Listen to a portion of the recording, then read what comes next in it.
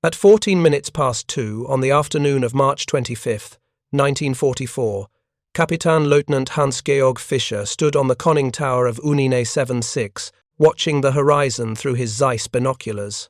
The submarine was running on the surface, 12 nautical miles northwest of Brest, returning from a patrol that had yielded nothing but frustration and near misses with Allied aircraft. Before we jump back in, tell us where you're tuning in from, and if this story touches you, make sure you're subscribed because tomorrow I've saved something extra special for you. Fischer had been commanding U-boats for 2 years. He'd sunk 14 merchant ships totaling over 60,000 tons. He understood the rhythms of submarine warfare, the careful calculations of fuel consumption, torpedo loads, and battery endurance that determined success or failure in the Atlantic. What he didn't understand was how British aircraft had been finding German submarines with such uncanny accuracy over the past 10 months. The METOX radar warning receiver in Unine 76's conning tower had been silent all morning. METOX was supposed to detect Allied radar at ranges up to 15 kilometers, giving submarines enough warning to crash dive before aircraft could close to attack range. The system had worked reliably since 1942. U-boat commanders had learned to trust it completely. But something had changed. Fischer had heard reports from other commanders, aircraft appearing without METOX warning, attacks coming from aircraft that seemed to detect submarines through methods German engineers couldn't explain. Some commanders suspected the British had developed new radar systems. Others believed Allied direction-finding equipment was detecting METOX emissions. Nobody knew for certain. The intelligence staff at U-boat headquarters in Paris collected incident reports, analysed captured equipment, and questioned survivors. Their conclusion was inconclusive. Either British radar technology had advanced beyond German understanding, or submarines were being detected through previously unknown methods. If you're enjoying this deep dive into the story, hit the subscribe button and let us know in the comments from where in the world you are watching from today. Fischer lowered his binoculars and checked his watch. 14:15. According to his navigation plot, Unine 76 would reach the approaches to Brest in approximately 4 hours. Once inside the protective umbrella of German fighter aircraft and coastal flak batteries, the submarine would be relatively safe. Until then, they remained vulnerable to the aircraft that had been terrorizing U-boats across the Bay of Biscay. The afternoon was clear with unlimited visibility. Sea state was calm with light winds from the northwest, perfect flying weather for Allied patrol aircraft. Fischer ordered the lookouts to maintain extra vigilance. 4 men with exceptional eyesight scanned different sectors of the horizon, searching for the dark specks that might indicate approaching aircraft. At 14:22, the port lookout called out a contact. Aircraft bearing red 90, range approximately 8 kilometers, altitude low. Fischer swung his binoculars toward the bearing. Through the lenses, he could see 2 dark shapes approaching at high speed just above the wavetops, twin-engine aircraft, probably British Mosquitoes, based on their distinctive silhouette and aggressive approach profile. Fischer had encountered Mosquitoes before. They were fast, maneuverable, and heavily armed with cannons and rockets. But they followed predictable attack patterns. They approached at low altitude to avoid early detection, climbed to firing position, then dove to attack with rockets or cannon fire. U-boat crews had developed effective countermeasures. When Mosquitoes appeared, submarines immediately crash-dived to safe depth, using their superior underwater maneuverability to evade further attack. Alarm! All hands below! Prepare to dive! Fischer's command echoed through the submarine's communication system. The deck watch scrambled down the conning tower hatch. Diesel engines shut down automatically, electric motors engaged. Ballast tanks flooded with compressed air venting to atmosphere. Unine 76 began its emergency dive sequence. Standard procedure called for submarines to reach periscope depth within 45 seconds and safe depth within 90 seconds. Fischer had drilled his crew extensively. Unine 76 could crash dive faster than most boats in the U-boat fleet. They'd done it successfully dozens of times during 2 years of operational patrols. But this time was different. As Fischer prepared to drop through the hatch and dog it shut, he noticed something unusual about the approaching aircraft. They weren't climbing to attack altitude. They were maintaining low altitude, approaching in a shallow dive, directly toward Unine 76's position. Their attack geometry was all wrong for conventional rocket or cannon attack. Fischer hesitated. In the few seconds available before the conning tower went underwater, he tried to understand what he was seeing. The lead aircraft was firing. Muzzle flashes were visible from its nose, but the range was still over 2,000 meters. No aircraft cannon was effective at that range against submarine targets. The shells would fall far short of their mark. Then Fischer saw something that contradicted everything he knew about aircraft armament and naval gunnery. Large splashes were appearing in the water ahead of Unine 76, much closer than they should be based on the aircraft's position. The shells weren't falling short. They were falling long, beyond the submarine, creating distinctive white columns of spray that towered 15 meters above the surface. Fischer dropped through the hatch and slammed it shut, spinning the locking wheel as seawater closed over the conning tower. Unine 76 continued diving, her angle increasing as the ballast tanks flooded completely. The British aircraft had been firing some kind of heavy cannon at ranges that should have been impossible for airborne weapons. In the control room, Fischer studied the depth gauge as Unine 76 descended past 20 meters. The hydrophone operator reported propeller noises from the aircraft directly overhead. They were circling, probably hoping to catch the submarine when it surfaced. Standard Allied tactics called for aircraft to remain in the area for 30 to 40 minutes, forcing submarines to remain submerged until their batteries were significantly depleted. But these aircraft were doing something unprecedented. The hydrophone operator reported impact sounds against the submarine's hull. Not depth charges. Those would create massive explosions and shock waves that could crack the pressure hull. These were smaller impacts, like large-caliber shells striking the water above them and continuing downward on ballistic trajectories. Herr Kaleu, the hydrophone operator, called to Fischer, using the informal address for submarine commanders. The impacts are getting closer, range approximately 50 meters and decreasing. Fischer moved to the hydrophone station and put on the headset. He could hear the distinctive whoosh crack of large projectiles entering the water, followed by the metallic ring of shells striking the rocky bottom 40 meters below. For 27 minutes, the British aircraft maintained their attack. Shell impacts continued throughout that period, some passing close enough to the submarine that the crew could hear them through the hull plating. Fischer had never experienced anything like it. Aircraft didn't carry weapons capable of engaging submerged targets at depth. The technology didn't exist. When the aircraft finally departed, Fischer waited an additional 15 minutes before surfacing. Unine 76 rose cautiously to periscope depth. Fischer conducted a careful sweep of the horizon through the attack periscope, searching for signs of Allied aircraft or surface vessels. The area appeared clear. Unine 76 surfaced at 15:30 hours. Fischer climbed to the conning tower and immediately examined the submarine's hull for damage. What he found defied rational explanation. Multiple impact marks scored the pressure hull along the waterline. The marks were consistent with large-caliber shell strikes. Several were deep enough to expose the inner hull plating. Most disturbing were the impact marks below the waterline. Fischer could see where shells had struck the submarine while it was submerged at 15 meters depth. Aircraft shells couldn't penetrate that much water and retain enough energy to damage submarine hulls. The mathematics of projectile ballistics, water resistance, made such impacts theoretically unfeasible. Fischer ordered his crew to photograph the damage and document the exact positions of all impact marks. The photographs would be essential evidence for the intelligence staff at U-boat headquarters. Someone needed to explain what kind of weapon could engage submerged submarines from aircraft platforms at ranges exceeding 2,000 meters. Unine 76 reached Brest without further incident.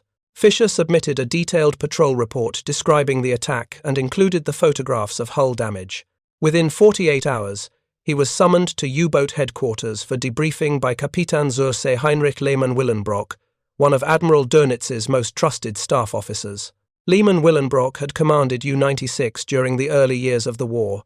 sinking 25 Allied merchant ships before being promoted to staff duty. He understood submarine operations intimately. He'd read Fischer's report with growing concern and disbelief. "Describe the aircraft again," Lehman Willenbrock instructed. "Everything you observed about their armament, approach, profile, and attack pattern." Fischer repeated his account in precise detail. Twin-engine British aircraft, probably Mosquitoes, firing heavy cannons at extended range with accuracy that exceeded anything in German experience. Lehman Willenbrock showed Fischer intelligence files containing similar reports from other U-boat commanders. Since October 1943, German submarines had been encountering British aircraft armed with weapons that seemed to violate known principles of airborne gunnery. The attacks followed similar patterns. Aircraft approached at low altitude, opened fire at ranges exceeding 1,500 meters, and achieved hit probabilities that conventional aircraft cannons couldn't match. Preparing and narrating this story took us a lot of time, so if you are enjoying it, subscribe to our channel. It means a lot to us. Now, back to the story. "We've lost 7 boats to these attacks," Lehman Willenbrock explained. U2, 12, Unin 60, U863, and others. In each case, the submarine was either sunk outright or damaged so severely it had to abort patrol. The aircraft are using some kind of large-caliber automatic cannon that our intelligence staff cannot identify.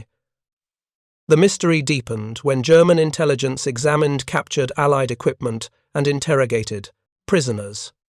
Standard British aircraft carried 20mm cannons with effective ranges of approximately 800 meters against surface targets. No known British aircraft mounted weapons capable of the performance German submarine commanders were reporting. German naval engineers conducted ballistics tests using captured British 20mm ammunition. The results confirmed that conventional aircraft cannons lacked the muzzle velocity and projectile mass necessary to engage submarines at the ranges and depths German commanders were reporting. The physics simply didn't support the observed phenomena. The German staff reached 2 possible conclusions. Either British engineers had achieved a breakthrough in aircraft armament that German technology couldn't duplicate, or German submarine commanders were collectively misidentifying conventional attacks. Neither explanation was satisfactory.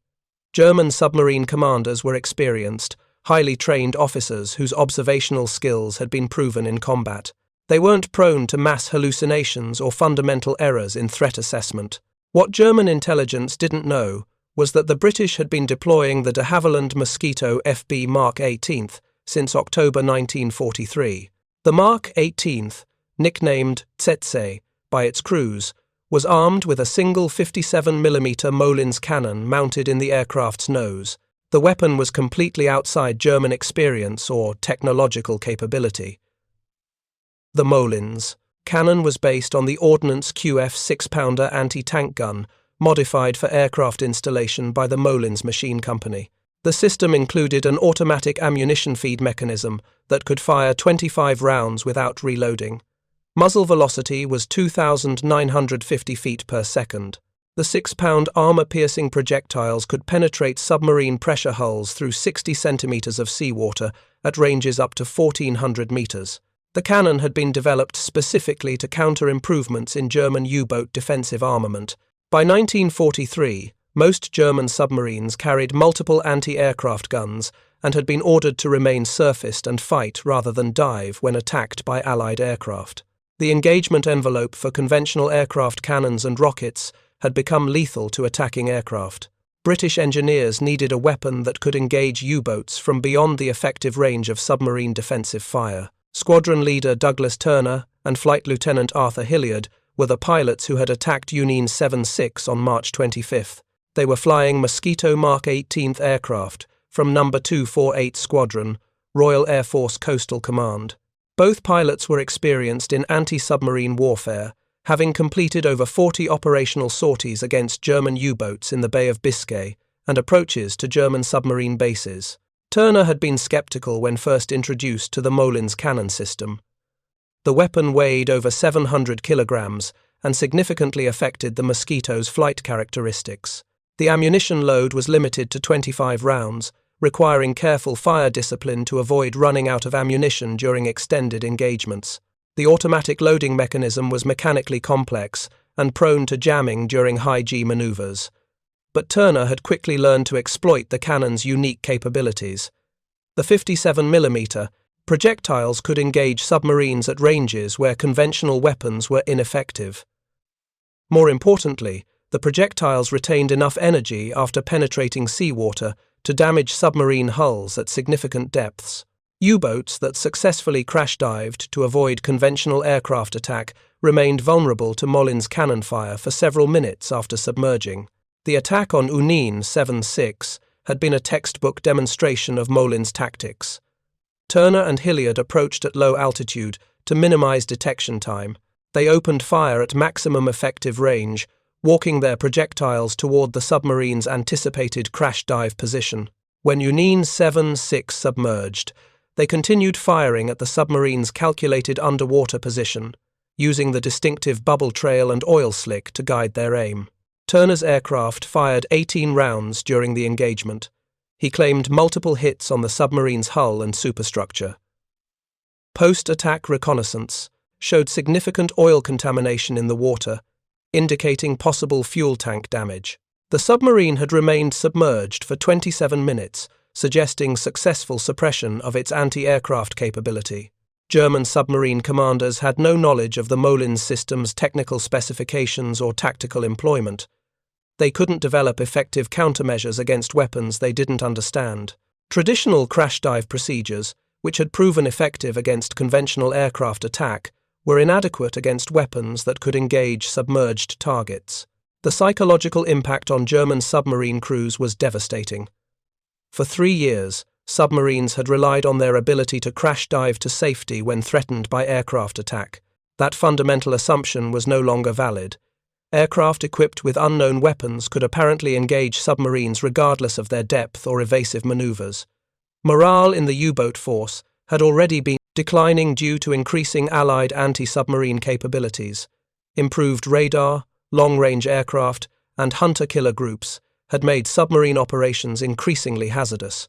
The introduction of weapons that could engage submerged submarines represented a qualitative change that German tactical doctrine couldn't address.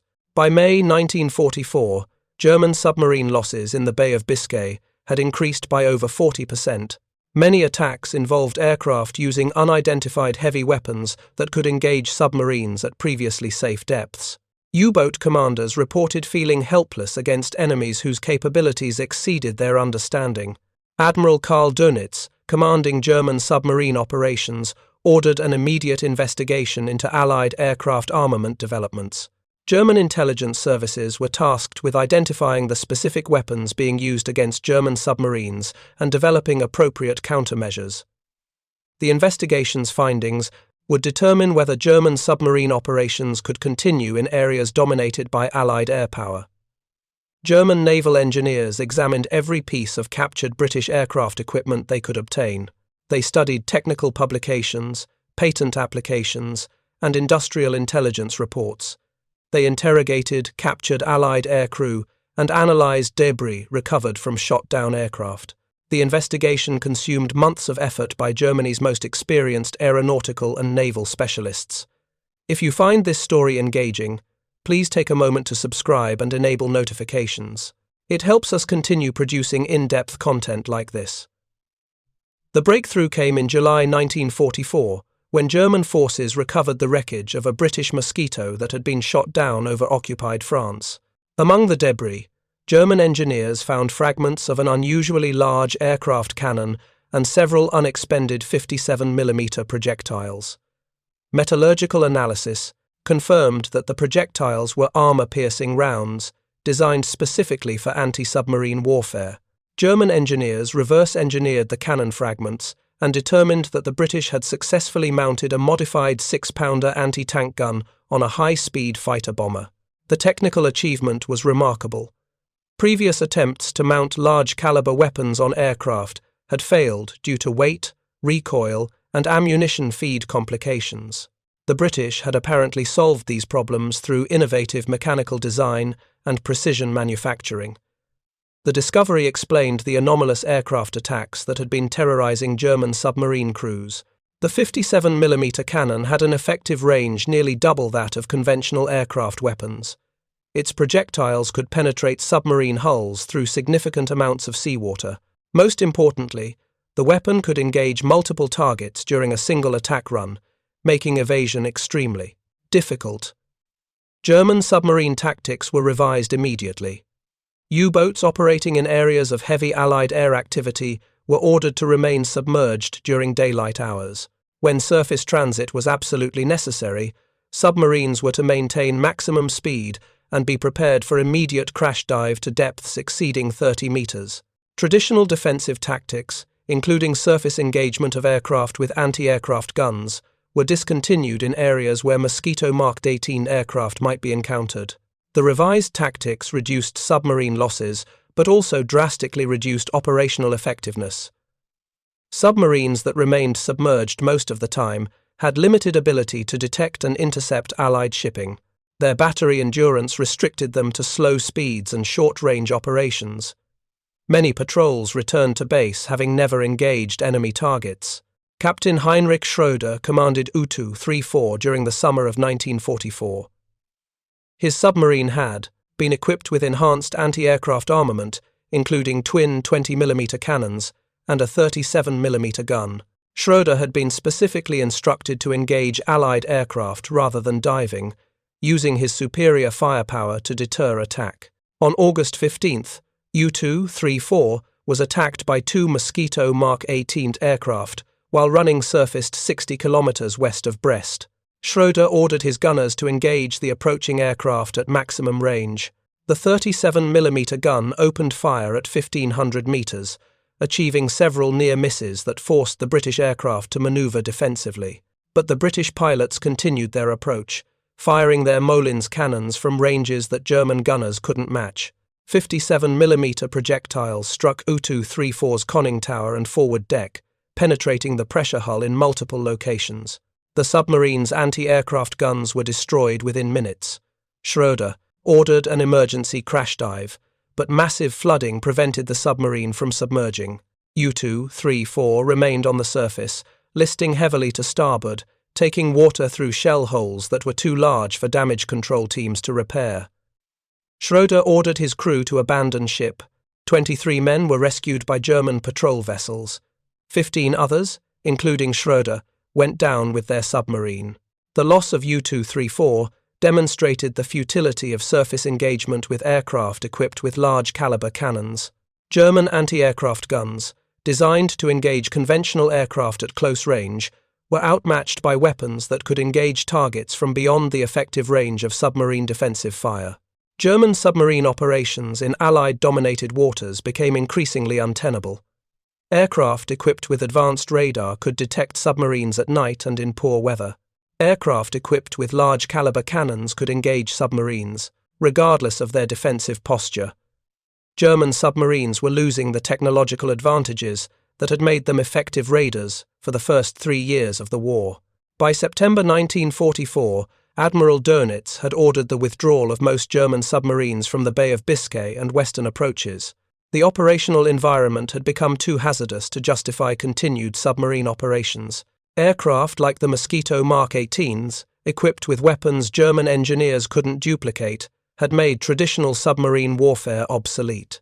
German submarine crews who survived encounters with Molins-equipped aircraft returned to base with accounts that fundamentally challenged German understanding of what was possible in aircraft armament. They described weapons that could engage submerged submarines through meters of seawater, achieving accuracy that exceeded German naval gunnery standards. The psychological impact was as significant as the physical damage.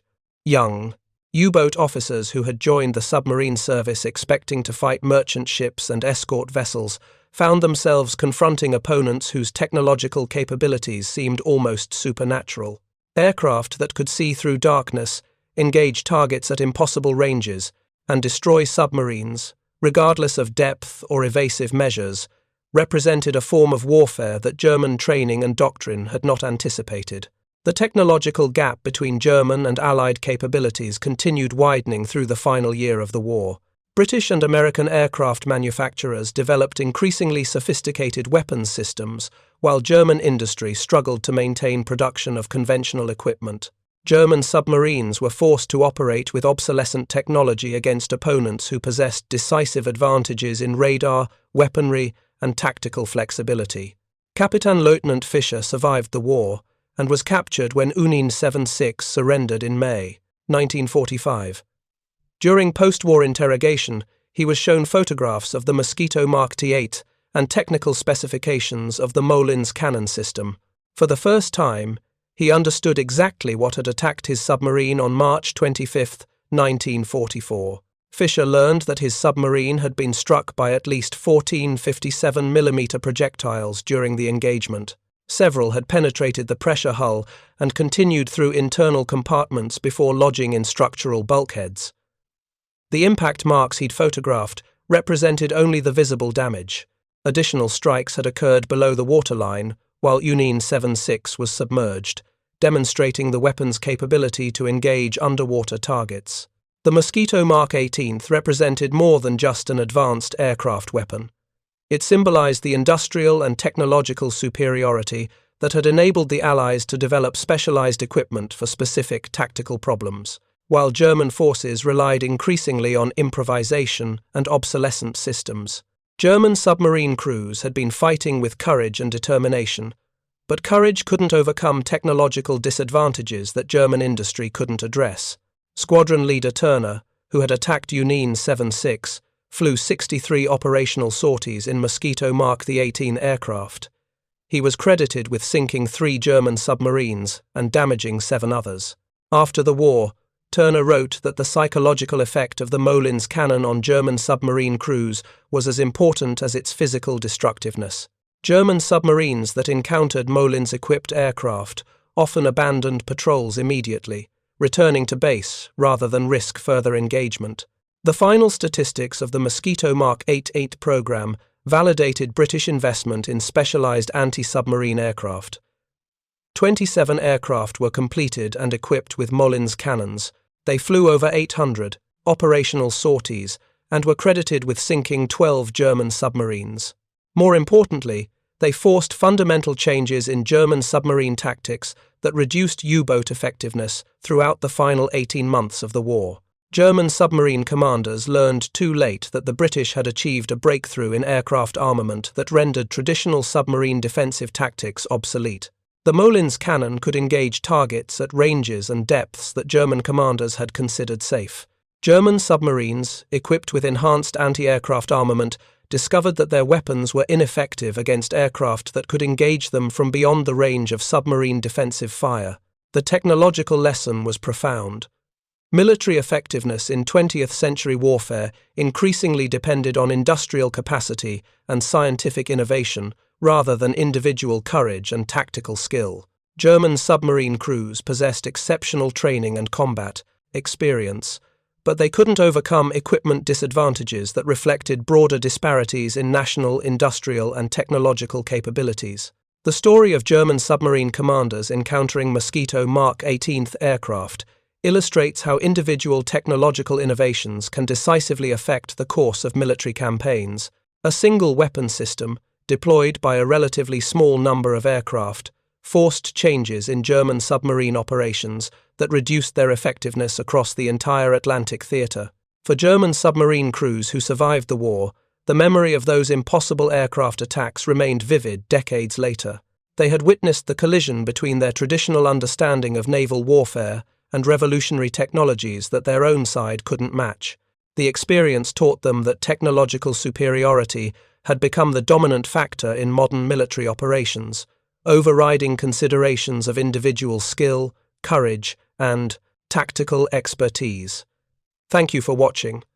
For more detailed historical breakdowns, check out the other videos on your screen now, and don't forget to subscribe.